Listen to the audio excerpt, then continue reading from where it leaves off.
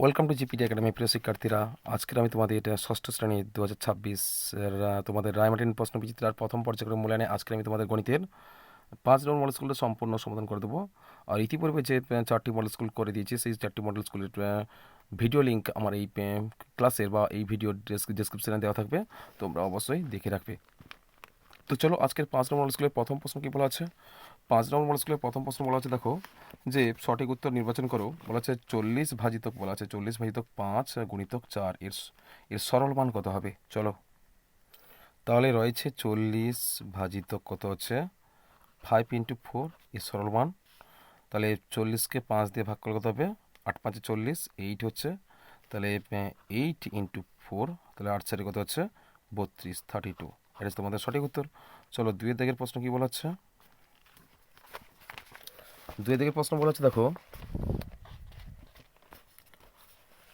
একক দশক শতক হাজার অযুত লক্ষ নিযুত 22,34,200 সংখ্যাটিতে 3-এর স্থানীয় মান হলো কোনটা হবে। কোনটা হবে, এর মধ্যে অপশান 4টি অপশান আছে, এই 4টি অপশানের মধ্যে কোনটা সঠিক উত্তর হবে। বলেছে দেখো 3 কোথায় আছে, 3 আমরা যদি 3 যেখানে আছে 3টা আমরা প্রথমে লিখে দিলাম। 3-এর পরে কতগুলো অঙ্ক আছে, 1 2 3 4, 4টি অঙ্ক আছে, মানে কি 4টি শূন্য বসিয়ে দাও। কত আছে, একক দশক শতক হাজার অযুত 30,000। তাহলে কোনটা হবে তোমাদের অপশান নম্বর ডিটা কত সঠিক উত্তর হবে, 30,000 হবে। বুঝা গেছে।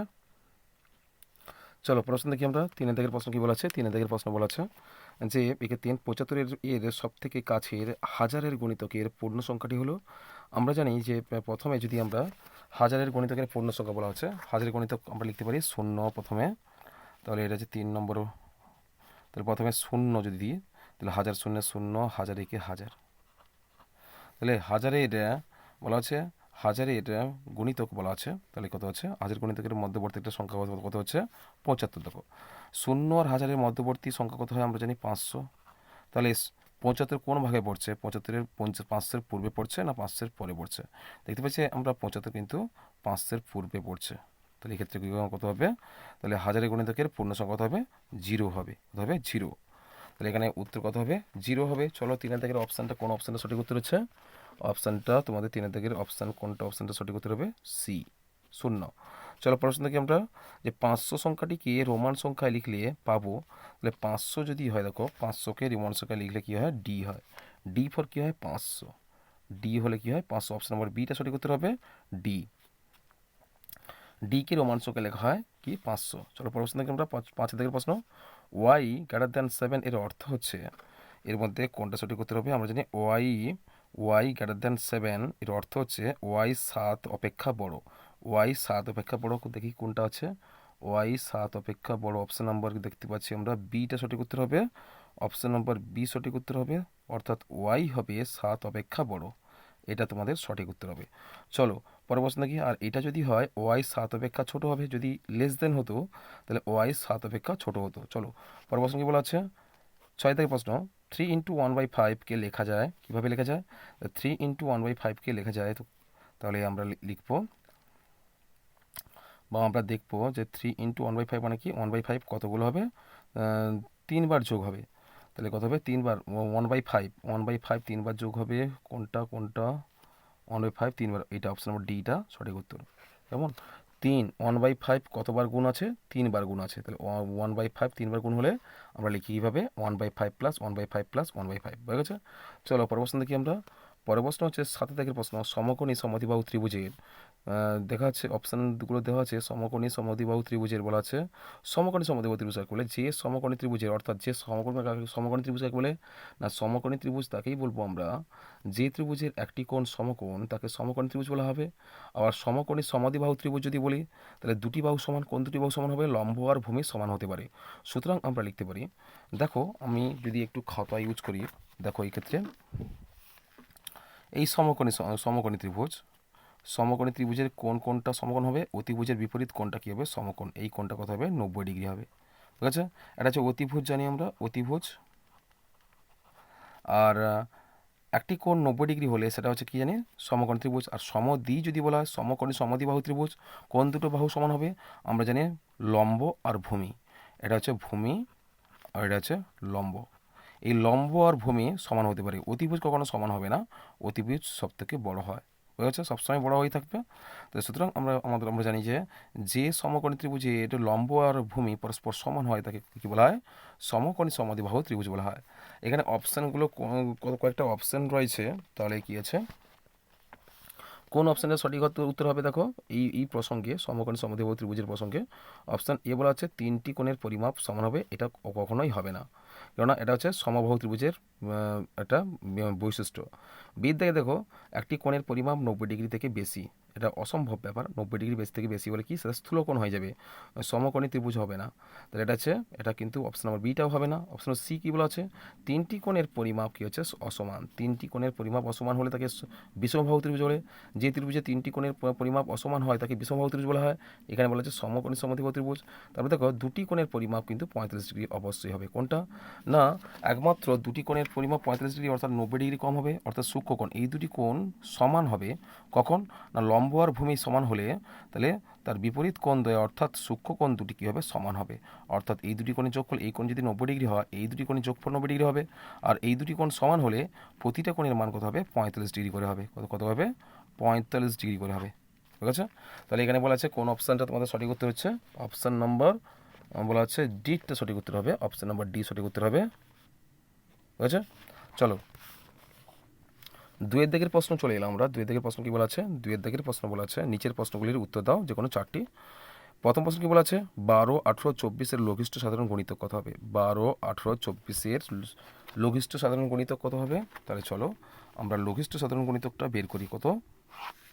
তাহলে 12, 18 আর 24 লঘিষ্ঠ সাধারণ গণিতক বলা হচ্ছে। এক্ষেত্রে আমরা যদি লসাগু করি এই সংখ্যাটাকে, কী করবো আমরা? তাহলে 12, 18, 24 কোন কোন সংখ্যা দ্বারা বিভাজ্য হবে? দেখতে পাচ্ছি আমরা 2 দ্বারা বিভাজ্য হবে। 2 6 12, 2 9 18 আর 2 12 কত? 3 দ্বারা বিভাজ্য হবে। 3 2 6 আর 3 3 9 আর 3 4 12। আবার 2 দিয়ে দাও, আবার 2 দিয়ে দিলে 2 1 2, 3 নামো, 2 2 4 কত হলো? 3 2 6, 6 12, 12 3 36, 36 কত হবে? 72 সমান বা অতএব লসাগু কত হবে? অতএব লসাগু সমান 2 × 3 × 2 × 3 × 2 সমান কত হবে? 72। 3 2 6, 6 2 12, 12 3 36, 36 কত হচ্ছে? 72। এটা হচ্ছে তোমাদের সঠিক উত্তর। চলো পরের প্রশ্ন কী বলা আছে? পরের প্রশ্ন কী বলা আছে দেখি আমরা। পরের প্রশ্ন বলা আছে দুইয়ের দাগের দুইয়েরটা কী বলা আছে? 2 বলা আছে কি? 5 থেকে কত বিয়োগ করলে 2.172 পাবো? তাহলে 5 থেকে কত বিয়োগ করব? তাহলে আমরা যদি 5 থেকে বিয়োগ করলে আমরা এক্ষেত্রে কত পাবো? 2.172 পাবো। কীভাবে হবে? তাহলে আমরা কিন্তু 5 থেকে কত বাদ দেবো?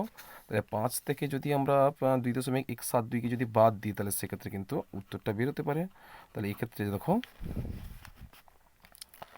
5 থেকে আমরা বাদ দেবো, 5 থেকে বাদ দেবো। তাহলে 5 দেখো, 5 হচ্ছে পূর্ণ সংখ্যা, দশমিক দাও। আর এখানে 2.172 উপরে 3টি শূন্য বসে দাও। মনে রাখবে যোগ বিয়োগের সময়, দশমিক সংখ্যার যোগ বিয়োগের সময় দশমিক হচ্ছে দশমিক অবশ্যই বসাতে হবে। বাদ দাও, 10 থেকে 2 বাদ দাও কত হচ্ছে? এখানে হচ্ছে তোমাদের 10 থেকে 2 বাদ কত হচ্ছে? 8। এখানে 9 থেকে 7 বাদ কত হচ্ছে? 2 হচ্ছে। এখানে 9 থেকে 1 বাদ কত হবে? 8। দশমিকের সাথে দশমিক বসিয়ে দাও। এখানে 4 থেকে 2 বাদ কত হচ্ছে? 2। কত উত্তর হলো? 2.822 8 2 2 2 8 8 2 8।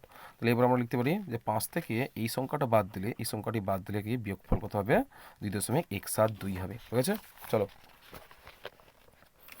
পরবর্তী কি বলা আছে দেখি। 2-3 বলা আছে রোমান সংখ্যায় যোগফল নির্ণয় করো।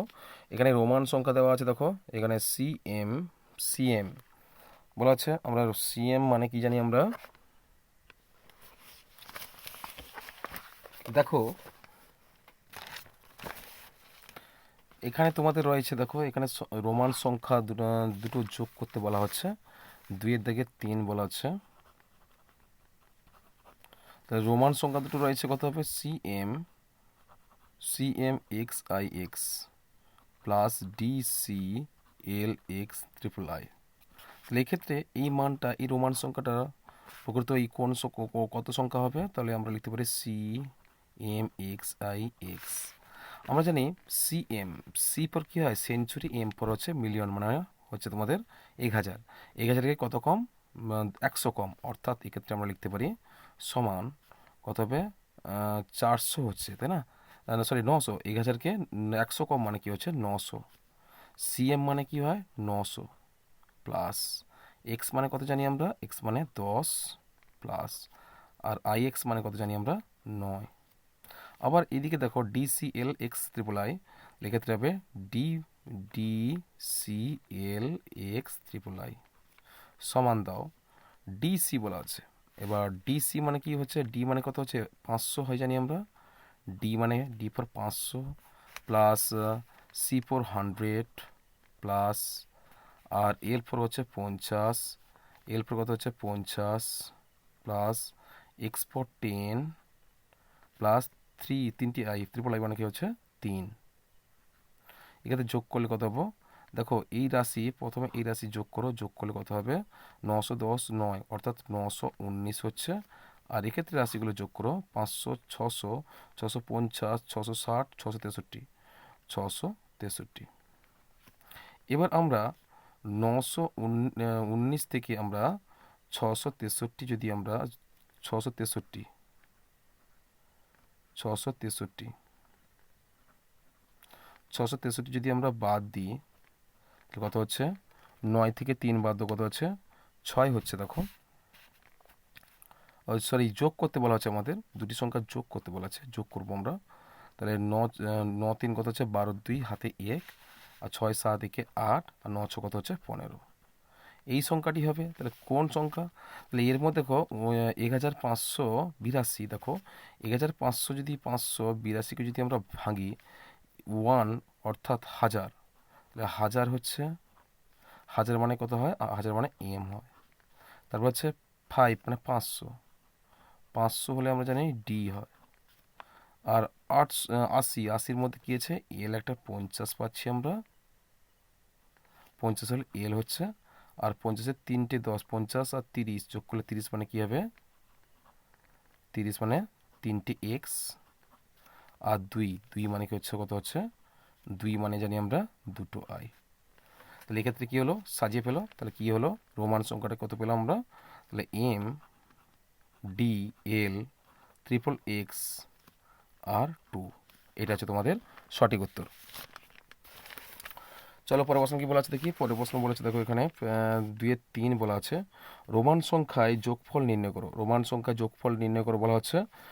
এটা হয়ে গেছে তোমাদের। ধরো 4-এর দিকেরটা কি বলেছে, বিয়োগ করো এই সংখ্যা থেকে এই সংখ্যা তোমাদেরকে বাদ দিতে হবে। সংখ্যাটা যথেষ্ট বড়, তাহলে যথেষ্ট বড় হলে সেভাবে তোমাদের গণিতটা কেয়ারফুলি করতে হবে। যত বড় সংখ্যা হবে তত বড় যোগ বিয়োগ করাটা সমস্যা হতে পারে। তাহলে কি হচ্ছে, তাহলে আমরা লিখতে পারি 7 6 8 5 3 4 8। আমরা এভাবে লিখি একক দশক শতক হাজার অযুত লক্ষ নিযুত। তাহলে একক দশক শতক হাজার অযুত লক্ষ নিযুত। তারপরে আছে আরেকটা সংখ্যা আছে কত না 2 1, তাহলে একক দশক শতক হাজার অযুত লক্ষ নিযুত একই একক। তাহলে 21 লক্ষ বলা হচ্ছে 72,221। বিয়োগ করো 8 থেকে 1 বাদ দাও কত হচ্ছে গো, 8 থেকে 1 বাদ দিলে আমরা পাবো তোমাদের 7 পাবো। 4 থেকে 2 বাদ দাও 2, 3 থেকে 2 বাদ দাও 1, 5 থেকে 2 বাদ দাও কত হচ্ছে 3, 8 থেকে 7 বাদ দাও 1, 6 থেকে বাদ দাও 5, 7 থেকে 2 বাদ দাও কত হবে 5। কত হচ্ছে তোমাদের 55,13,127। এটা তোমাদের সঠিক উত্তর। চলো পরের প্রশ্ন কি আছে দেখি।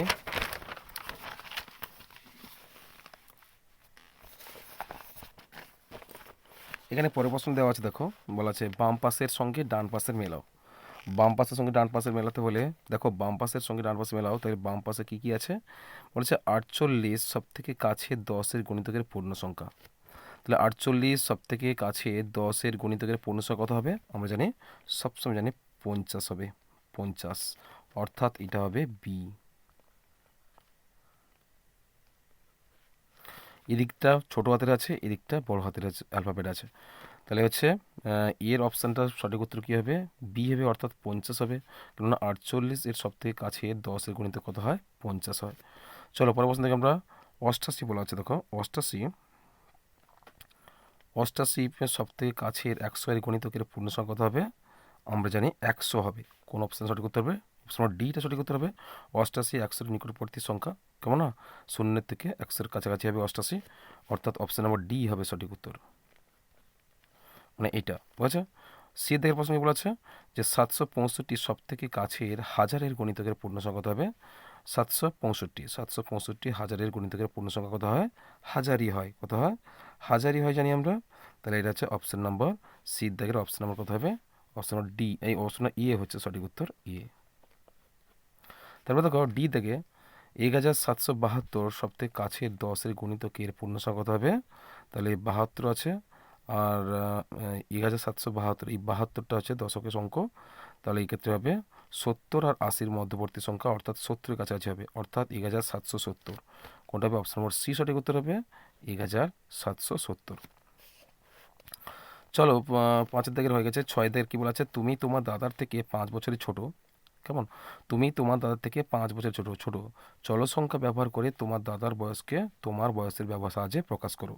তাহলে আমরা লিখতে পারি যে আমার বয়স কত হবে, তাহলে এক্ষেত্রে বলা আছে দাদার বয়স থেকে কত বছর ছোট বলা হচ্ছে, এখানে তুমি তোমার দাদার থেকে 5 বছরের ছোট বলা আছে, চলো ব্যবহার করে তোমার দাদার বয়সকে তোমার বয়সের সাহায্যে প্রকাশ করো। তাহলে এখানে আমরা লিখতে পারি, ধরি, এখানে কেয়ারফুলি লক্ষ্য রাখবে, চলো ব্যবহার করে তোমার দাদার বয়সকে বলা আছে, তোমার দাদার বয়সকে তোমার বয়সের সাহায্যে প্রকাশ করো, আমার বয়সের সাহায্যে প্রকাশ করতে বলছে, অর্থাৎ আমার বয়সটাকে ধরে নিতে হবে। তাহলে ধরি, এখানে কিন্তু দাদার বয়স ধরলে চলবে না, কিন্তু এখানে আমার বয়সটা ধরতে হবে, কেননা এখানে বলেছে তোমার দাদার বয়সকে তোমার বয়সের সাহায্যে প্রকাশ করতে হবে, অর্থাৎ তোমার মানে কি, আমার বয়সকে প্রকাশ করতে হবে। চলো তাহলে ধরি আমার বয়স সমান এক্স বছর। তাহলে আমার বয়স যদি এক্স বছর হয়, তাহলে আমি দাদার থেকে 5 বছর ছোট, মানে তাহলে দাদার বয়স কত হবে, 5 বছর বেশি হবে, দাদার বয়স সমান কত হবে, তাহলে আমার বয়স যদি এক্স বছর হয়, দাদার বয়স নিশ্চয়ই বেশি হবে, কত বছর বেশি হবে, 5 বছরের বেশি, অর্থাৎ দাদার থেকে আমি 5 বছরের কম আছে, সুতরাং এক্স মাইনাস এক্স প্লাস কত হবে 5, এটা হচ্ছে তোমাদের দাদার বয়স।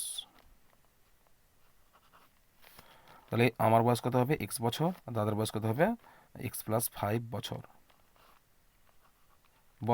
ঠিক আছে। তাহলে এটা হচ্ছে তোমাদের সঠিক উত্তর। চলো পরের প্রশ্ন কি আছে দেখি।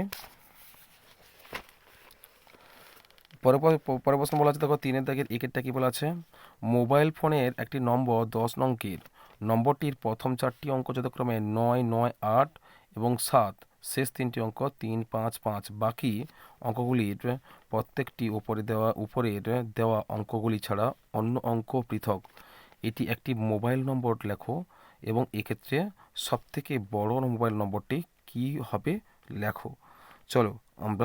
চলো এই গণিতটা সমাধান করি। তাহলে এখানে কতগুলো অঙ্ক মিসিং আছে বলছে, যে এখানে বলা আছে, দেখো এখানে প্রথম নম্বরটির প্রথম 4টি অঙ্ক বলা আছে, প্রথম 4টি অঙ্ক, ধরো মোবাইল নম্বরে 10টি অঙ্ক থাকে, 10টি নম্বর থাকে, তাহলে প্রথম 4টি নম্বর কি আছে, প্রথম 4টি নম্বর যথাক্রমে 9, 9, 8, 7।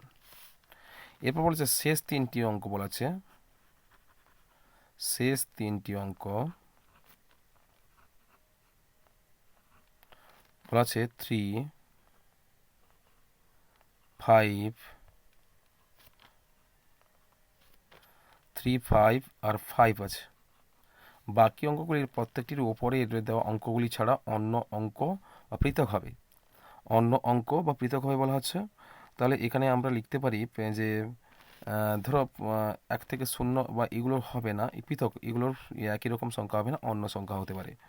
তাহলে এক্ষেত্রে দেখো এই মাঝের সংখ্যাটা যদি তোমরা বানিয়ে লিখতে পারো, মাঝের সংখ্যা এখানে 9, 9, 8, 7 আছে, এখানে 3, 5, 5 আছে, তাহলে কি নেই, 6 নাই, তাই না, 2 নেই, তারপর হচ্ছে মোট কতগুলো অঙ্ক দেখে নাও, 4, 3, 7, 7টি অঙ্ক আছে, আর 3টি অঙ্ক প্রয়োজন হবে, তাহলে 6 নেই, 7 নেই, তারপরে 4 নেই,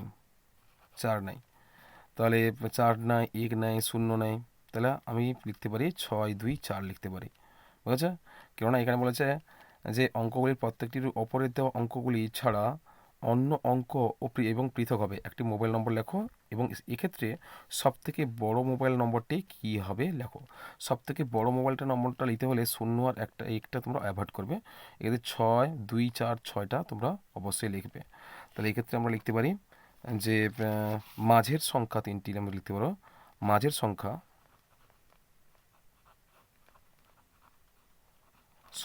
আমরা লিখতে পারি 6 4 2। এবার মোট 10টি অঙ্ক হয়ে গেছে, তখন 9 9 8 7 4টি, 3টি 7টি আর 3টি 10টি হয়ে গেছে।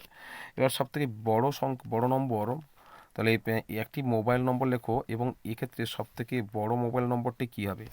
সবথেকে বড় মোবাইল নম্বরটি এরকম হবে, তাহলে আমরা লিখতে পারি যে অতএব সবথেকে বড় মোবাইল নম্বরটি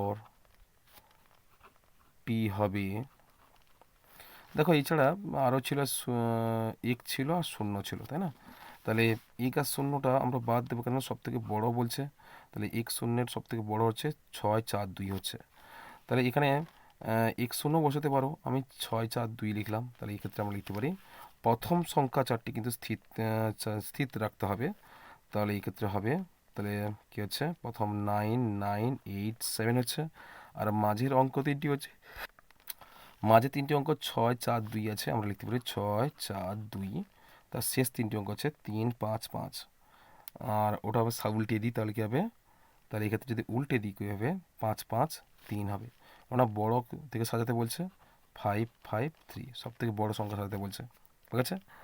3টি স্টেপের যে অঙ্কগুলো পেলে তোমরা বড় থেকে ছোট সাজাবে, প্রতিটা স্টেপে প্রথম 4টি শেষ 3টি আমরা বড় থেকে ছোট সাজিয়ে নেব, আর মাঝের 3টি যে নেব সেগুলোকেও বড় থেকে ছোট সাজিয়ে নেব, বুঝেছে? 3টে স্টেপে প্রথম 4টি হচ্ছে কি বড় থেকে ছোট সাজিয়েছি, তার মাঝের 3টি দেখো বড় থেকে ছোট, আর শেষ 3টি কিন্তু বড় থেকে ছোট, এভাবে তোমরা লিখবে। চলো পরের প্রশ্ন কী বলা আছে দেখি। 3 দাগের একেরটা হয়ে গেছে, 2 দুটা কী বলেছে, সরল করো 4 গুণিতক 24 মাইনাস এই যে 110 মাইনাস 11 যুক্ত 4 গুণিতক 4 আর ভাজিতক 9 ভাজিতক 2 আর এর 9। এই অঙ্কটা আমি আগের মডেল স্কুলে করে দিয়েছি, ও মডেল স্কুল নাম্বার তোমাদের 5 নম্বর মডেল স্কুলে কিন্তু এটা করে দিয়েছি, যার উত্তর ছিল কিন্তু তোমাদের 4ই উত্তর ছিল। কেমন, যে সরলটা করেছিলাম 4 উত্তর ছিল, এরও 4 উত্তর হবে। তাহলে চলো সেই মডেল স্কুলটা একটু দেখে নাও। দেখো এখানে কিন্তু 4-এর সঙ্গে এই যে সংখ্যাটা একই গণিত, একই সরল। তাহলে তোমরা এই সরলটা একটু দেখে নাও, তাহলে দেখলে তোমরা সহজে বুঝতে পারবে আর মনে করতে পারবে এটা যে মডেল নাম্বার কত হবে। 4 নম্বর মডেল স্কুলের সরলটা ছিল। তাহলে প্রথমে কি করলাম, আমরা রেখা বন্ধনী কাজটা আগে করেছি, তারপরে তারপরে এই এর বা অফের কাজটা আগে করেছি, তারপরে ক্রমশ স্টেপ অনুযায়ী আমরা গণিতটা সরলটা সমাধান করেছি। এটা দেখে নিয়ে তোমরা করে ফেলো, কোনো অসুবিধা হবে না, সহজ সরল, বুঝা গেছে? চলো পরের প্রশ্ন কী আছে আমরা একটু দেখে নিই। তাহলে পরের প্রশ্ন কী বলা আছে দেখো, এখানে পরের প্রশ্ন বলা আছে দেখো, 3 দাগের প্রশ্ন, নিচের ছকটি পূরণ করো। বলা হচ্ছে যে এখানে বীজগাণিতিক রাশি আছে, আর বীজগাণিতিক রাশিটিকে কথায় লেখো। তাহলে এক্ষেত্রে এর দাগেরটা বলে 3y - 7। এটাকে কিন্তু আমরা এভাবে লিখতে পারি যে ওয়াই এর 3 গুণ, 3y মানে কি, ওয়াই এর 3 গুণ, ওয়াই এর 3 গুণ, 3 গুণ ওয়াই এর 3 গুণ, 3 গুণ থেকে 7 এর বিয়োগফল, 7 এর বিয়োগফল, ঠিক আছে? তারপরে এদিকে দেখো এক্স এর মান 20 এর সমান অথবা 20 এর থেকে ছোট। তাহলে এই ক্ষেত্রে আমরা লিখতে পারি, তাহলে এক্স লেস দেন 20, আর নিচে একটা রেখা টেনে দাও। অর্থাৎ এর মানে হলো এক্স এর মান হবে 20 এর সমান অথবা 20 এর থেকে ছোট হবে, 20 এর থেকে ছোট অথবা সমান হবে, বুঝা গেছে? পরের প্রশ্ন দেখো, এক্স z/5+2, আর একে যদি আমরা কথায় লিখি তাহলে কী হবে, যে জেটের পঞ্চমাংশ ও তোমরা লেখো জেড এর পঞ্চমাংশ, জেড এর ইয়চ পঞ্চমাংশ, জেড এর পঞ্চমাংশ মানে কি, জেড এর মানে কি জানি গুণ, আর পঞ্চমাংশ মানে কি 1/5। পঞ্চমাংশ কি হচ্ছে 1/5 হয়। জেড ইন্টু 1/5 মানে কি জেড/5, জেড ইন্টু 1/5 মানে কি হচ্ছে জেড/5 হয়। আর প্লাস আছে, তাহলে জেড এর পঞ্চমাংশ ও 2 এর সমষ্টি, সমষ্টি মানে কি জানি যোগ জানি, মানে যুক্ত 2। এটা হচ্ছে তোমাদের সঠিক উত্তর। তাহলে পরের প্রশ্ন কি বলেছে, 4 প্রশ্ন কি বলেছে, 3-4 একটি জলপূর্ণ পাত্রের ওজন এত কিগ্রা, 23 কিগ্রা। পাত্রে 2/3 অংশ জলপূর্ণ থাকলে তার ওজন হয় 17 কিগ্রা। শূন্য পাত্রের ওজন কত? তাহলে বলা আছে একটি জলপূর্ণ পাত্রের ওজন বলা আছে 23 কিগ্রা, সম্পূর্ণ জল আছে, পাত্রে 2/3 অংশ জলপূর্ণ থাকলে তার ওজন হয় কত হবে 17 কিগ্রা। তাহলে শূন্য পাত্রের ওজন কত হবে, অর্থাৎ জল ছাড়া পাত্রের ওজন কত হবে। চলো আমরা এই গণিতটা করে ফেলি। লেখো সম্পূর্ণ পাত্রে জলপূর্ণ পাত্রের ওজন, সম্পূর্ণ জল একটা পাত্র ধরো, তার জল সমেত পূর্ণ পাত্র, অর্থাৎ জলের পাত্রের ওজন আর প্লাস জল, এর মোট ওজন বলা আছে 23 কিগ্রা বলা আছে। আমরা লিখতে পারি যে জলপূর্ণ পাত্রের ওজন যদি বলা হয় সেক্ষেত্রে আমরা লিখতে পারি, তাহলে পাত্র প্লাস জল, সম্পূর্ণ জল কিন্তু হবে, সম্পূর্ণ জল সমান কত কিগ্রা, 23 কিগ্রা, 23 কিগ্রা। তাহলে এবার দেখো, তাহলে জলপূর্ণ পাত্রের ওজন বলা আছে, জলপূর্ণ পাত্র মানে কি পাত্রের ওজন আর সম্পূর্ণ জলের ওজন মোট কত আছে, মোট 23 কিগ্রা আছে। আবার আমরা যদি লিখি যে 2/3 অংশ জলপূর্ণ পাত্রের ওজন কত হবে, সমান পাত্র প্লাস কত অংশ, তাহলে 2/3 অংশ জল সমান কত হচ্ছে, এটা জলের ওজন আর এটা হচ্ছে পাত্রের ওজন। তাহলে এই ক্ষেত্রে কত হচ্ছে, এই ক্ষেত্রে 17 কিগ্রা বলা হচ্ছে। কত কিগ্রা, 17 কিগ্রা বলা হচ্ছে। কেমন, এবার আমরা লিখতে পারি জলের ওজনের পার্থক্য লিখতে পারি, অতএব জলের ওজন সম্পূর্ণ অংশ মানে 1 অংশ জানি, জলের ওজনের পার্থক্য সমান 1 - 2/3 ইকুয়ালস টু কত হবে, 3 একে 3, 3 থেকে 2 কত 1, 1/3 অংশ। বুঝেছে? তাহলে জলের ওজনের পার্থক্য কত বললাম, 1/3 অংশ। তাহলে 1/3 অংশ আর জলের ওজন কী হবে, জলের ওজনের পার্থক্য 1/3 অংশ পার্থক্য হলে তাহলে জলের ওজন কত হবে, তাহলে জলের ওজনের অতএব জলের ওজন লেখো, জলের ওজন সমান কত হবে, 23 থেকে 17 বাদ দাও, সমান কত হচ্ছে 6 কিগ্রা, 6 কিগ্রা। তাহলে এবার আমরা লিখতে পারি যে 1/3 অংশ জলের ওজন, 1/3 অংশ জলের ওজন কত হবে, তাহলে আমরা লিখতে পারি অতএব 1/3 অংশ জলের ওজন কত হবে,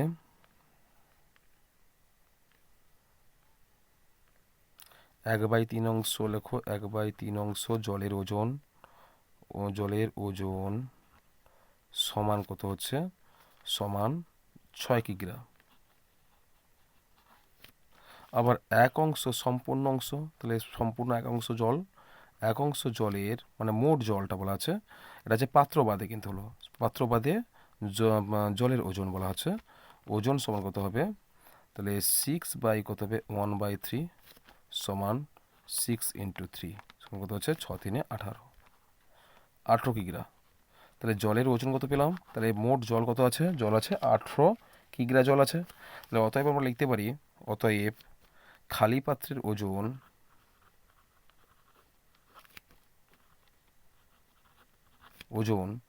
সমান কত হচ্ছে, যে 23 থেকে যদি আমরা 18 বাদ দিই সেক্ষেত্রে কত হবে, 23 থেকে 18 বাদ দিলে কত হচ্ছে, 8 5 13, 5 কিগ্রা। তাহলে খালি পাত্রের ওজন কত পেলাম আমরা, খালি পাত্রের ওজন হলো 5 কিগ্রা। কেমন? চলো পরের প্রশ্ন দেখি। পরের প্রশ্ন বলা হচ্ছে, দেখো এখানে তোমাদের 5 দাগের প্রশ্ন। একটি ইঞ্জিনের সামনের চাকার পরিধি 28 ডেসিমিটার, পিছনের চাকার পরিধি 35 ডেসিমিটার। কমপক্ষে কত পথ গেলে চাকা দুটি একই সঙ্গে পূর্ণ সংখ্যকবার ঘুরবে? এক্ষেত্রে সহজে আমরা বুঝতে পারছি, কমপক্ষে যেহেতু বলা হচ্ছে এক্ষেত্রে লসাগু করবে। আর ওই পথ যেতে সামনের চাকা ও পিছনের চাকা কতবার ঘুরবে? তাহলে চলো আমরা গণিতটা করে ফেলি।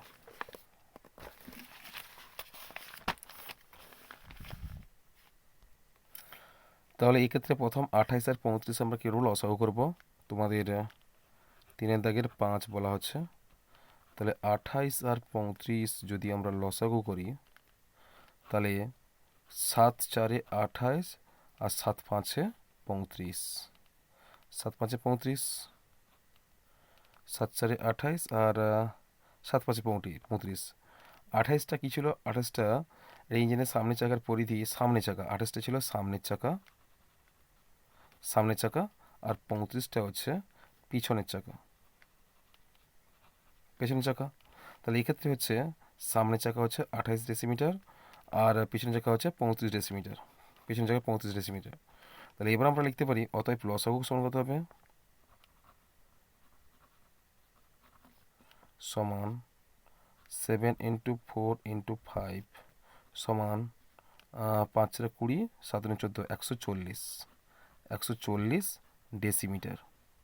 140 হয়েছে। তাহলে এবার আমরা লিখতে পারি যে কমপক্ষে কত পথ গেলে চাকা দুটি একই সঙ্গে ঘুরবে। তাহলে কমপক্ষে লেখো, অতএব কমপক্ষে 140 ডেসিমিটার পথ গেলে চাকা দুটি একই সঙ্গে পূর্ণ সংখ্যক বার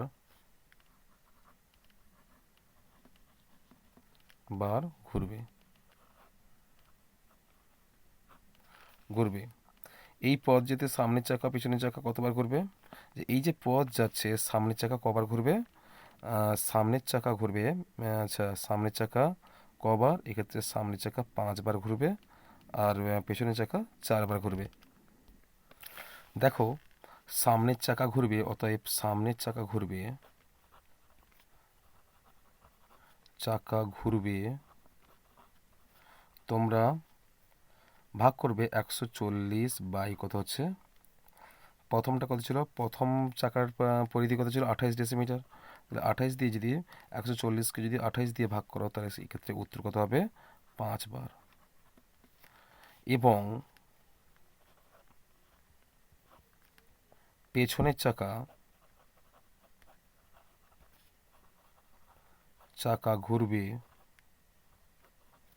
সমান 140 বাই 35 সমান কত হচ্ছে, 140কে 35 দিয়ে ভাগ করে কত হবে, 4 বার। এটা হচ্ছে তোমাদের সঠিক উত্তর। চলো পরের প্রশ্ন কি আছে দেখি। পরের প্রশ্ন বলা হচ্ছে, দেখো 6 দাগের প্রশ্ন। 6 দাগের প্রশ্ন কি বলা হচ্ছে, যে সরল করে রোমান সংখ্যায় প্রকাশ করো বলা আছে, সরল করতে বলেছে, রোমান সংখ্যায় প্রকাশ করতে বলেছে। C/100 আমরা জানি XX/V মানে কত হচ্ছে, XXV হচ্ছে তোমাদের 25 হচ্ছে, আর এরপর 50, এখানে XL 40 আর 43 এটা হচ্ছে XL/III অর্থাৎ 43, X মানে 10 আর V মানে 5 আর XXV মানে কি 25। চলো আমরা সরল করে রোমান সংখ্যায় প্রকাশ করি, সঠিক উত্তরটা কত হবে। এখানে তোমাদের প্রশ্নটা রয়েছে, দেখো এইভাবে বলা আছে, প্রথমে ফার্স্ট ব্র্যাকেট স্টার্ট সি ভাজিতক XXV plus L minus XL/III plus X plus V minus XXV। আচ্ছা, সমান কি বলা আছে, C4 হচ্ছে 100 ভাজিত XSV মানে কি 25, আর plus L4 50 minus XL triple I, অর্থাৎ 50কে x মানে 10 কম, অর্থাৎ 43, 40 আর 3 43, তারপরে আছে প্লাস XV মানে কত হবে, x মানে কত হচ্ছে 10 প্লাস v মানে 5, তাহলে মাইনাস XXV মানে কত হচ্ছে 25। তাহলে চলো ইকুয়ালস টু, এক্ষেত্রে দেখো আমরা কি করব, ভাগ করো, 25 4 100, 4 পেলাম, প্লাস এখানে কত পেলাম, 50 থেকে 43 বাদ দাও, 50 থেকে 43 বাদ দিলে কত হবে 7 হবে, প্লাস 10 আর 5 কত হবে 15 হবে, আর প্লাস সরি মাইনাস 25 হবে। এই সবগুলো যোগ করে ফেলো। এবার যোগ করার আগে রোমান সংখ্যাগুলো বসে নাও, তোমাদের বোঝাবার জন্য আমি করলাম। তাহলে এক্ষেত্রে 4 মানে কি জানি আমরা, IV 4 হচ্ছে, প্লাস 7 মানে কি হচ্ছে, তাহলে ভি ডবল আই, প্লাস 15 মানে কি হবে XV, আর মাইনাস 25 মানে কি x কি হবে 5 হবে, ভি হবে। এবার দেখো এগুলোকে আমরা যদি যোগ করি তাহলে কত হবে, তাহলে সেক্ষেত্রে কত হবে, প্রথম 3টি অঙ্ক যোগ করো, কত হচ্ছে, তাহলে 15 4 19, 19 7 26, কত হবে 27, তাহলে 27 মাইনাস কত হবে 25। এবার আমরা লিখতে পারি, এটাকে রোমান সংখ্যা যদি লিখি তাহলে 27 কত হয়, তাহলে X X X V double I, আর মাইনাস 25 মানে কি X X X V V, বুঝেছে। এখানে 25 থেকে সরি 26 বলা হচ্ছে, 7 5 12, 12 দিয়ে 16, 26, এটা হবে 26 হবে, অর্থাৎ একটা আই তুলে দাও, তাহলে এক্স এক্স ভি আই হচ্ছে, তাহলে এখানে এক্স এক্স ভি আই থেকে এক্স এক্স ভি বাদ দিলে কত হবে, এক্স এক্স আই পড়ে থাকছে, মানে 1, 26 থেকে 25 বাদ দিলে কত হবে 1, 1 মানে কত রোমান হরফে আই। এটা হচ্ছে তোমাদের সঠিক উত্তর। চলো পরের প্রশ্ন দেখি, পরের প্রশ্ন কি বলা হচ্ছে, চলো সাথে দেখে প্রশ্ন, 360 বিঘা জমি 20 দিনে চাষ করতে 4টি ট্র্যাক্টর লাগে, 180 বিঘা জমি 10 দিনে চাষ করতে কতগুলি ট্র্যাক্টর লাগবে। চলো আমরা এই গণিতটা সমাধান করি। প্রথমে গণিতের ভাষা সমস্যাটি হলো,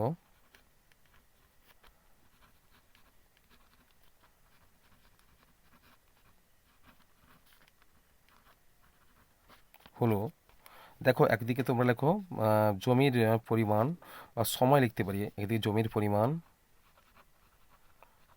পরিমাণ এতে আছে বিঘাতে আছে, বিঘা এককে, তারপর হচ্ছে তোমাদের সময় দাও, সময় হচ্ছে দিন, তারপর হচ্ছে ট্রাক্টর সংখ্যা কি হবে টি। প্রথমে লেখো 360 বিঘা জমি 20 দিনে চাষ করে 4টি ট্র্যাক্টর, আবার লেখো 1800 বিঘা জমি 10 দিনে কতগুলো ট্র্যাক্টর কাজ করতে পারে। চলো প্রথমে লিখি 360, লেখো যে প্রথমে 360 বিঘা জমি 20 দিনে চাষ করে 4টি ট্রাক্টর। এরপর লিখো 360 বিঘা জমি একদিনে চাষ করে 4 × 20 ট্রাক্টর। তাহলে লেখো 1 বিঘা জমি একদিনে চাষ করে কত হবে, তাহলে 4 × 20 বাই কত হচ্ছে 360। তারপরে দেখো 1800 বিঘা জমি, তাহলে একদিনে যদি চাষ করে সেক্ষেত্রে 4 × 20 ইন্টু কত হবে 1800, 1800 বাই কত হবে 360। আবার লেখো ওই 1800 বিঘা জমি 10 দিনে চাষ করে 4 × 20 ইন্টু 1800 বাই কত হবে 360 গুণিত কত হবে 10। এর একটা শূন্য কটো, 1800 একটা শূন্য কটো, এর শূন্য কেটে দাও।